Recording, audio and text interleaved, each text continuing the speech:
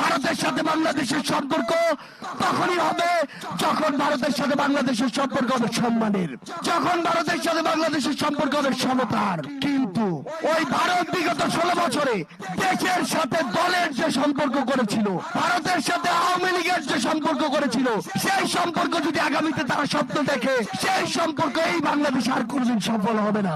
আমরা একটি কথা স্পষ্ট করে বলে দিতে চাই, এই বাংলাদেশে হিন্দু, মুসলিম, বৌদ্ধ, খ্রিস্টান, আমাদের পাড়ের ওই আদিবাসী ভাইরা আমরা একসাথে থাকবো, একসাথে লড়বো।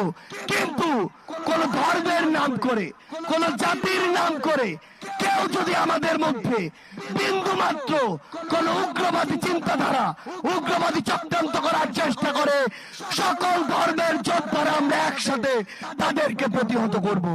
এই নতুন বাংলাদেশে আজকে জেলায় জেলায়, থানায় থানায় বিভিন্ন ভাবে আমার যারা শহীদ ভাই, শহীদ পরিবার, আহত যোদ্ধা, তাদেরকে নিয়ে মামলাগুলো নিয়ে পলিটিক্যাল নেগোসিয়েশন হচ্ছে। আজকে টাকার বিনিময়ে মামলা লেখা হচ্ছে, টাকার বিনিময়ে মামলা উইথড্র হচ্ছে। বাংলাদেশ পুলিশকে একটি কথা স্পষ্ট করে জানাতে চাই, ওই খুনি হাসিনা বিগত 16 বছরে আপনাদের এই প্রতিষ্ঠানটিকে টিস্যুর মতো ব্যবহার করেছিল। যখন প্রয়োজন হয়েছে, যেভাবে প্রয়োজন হয়েছে আপনাদেরকে ইউজ করেছে। আর দিন শেষে যা আত্মসম্মান গিয়েছে, যা মর্যাদা গিয়েছে, আপনাদের গিয়েছে, আপনাদের পোশাকের গিয়েছে।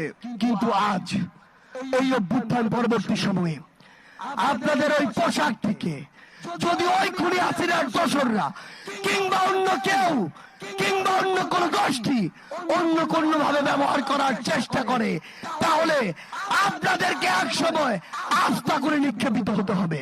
বিগত 16 বছরে এই যে গুমগুলো হয়েছে, এই যে খুনগুলো হয়েছে, এই যে হত্যাগুলো হয়েছে, এই যে জুলুমগুলো হয়েছে, এই যে গণপ্রজাতন্ত্রী বাংলাদেশ, গণতন্ত্রের বাংলাদেশকে গণজুলুমতন্ত্রের বাংলাদেশে পরিণত করা হয়েছে, সেই বাংলাদেশকে আবার যদি কেউ ওই পুরনো কায়দায় ফিরিয়ে নিতে চায়, আমরা আর তাদেরকে সেই সুযোগ দিব না।